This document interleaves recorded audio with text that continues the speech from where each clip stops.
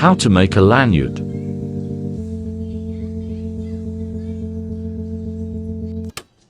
Run your cord through the lanyard hole,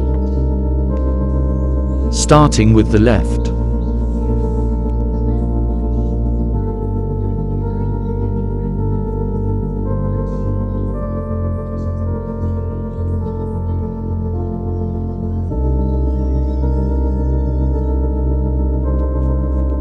Make sure to tighten each knot.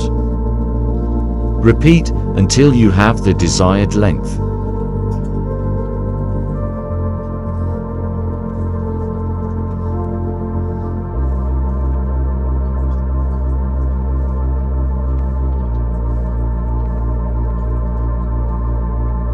Tie a regular knot at the end and burn the ends to secure. Please use caution.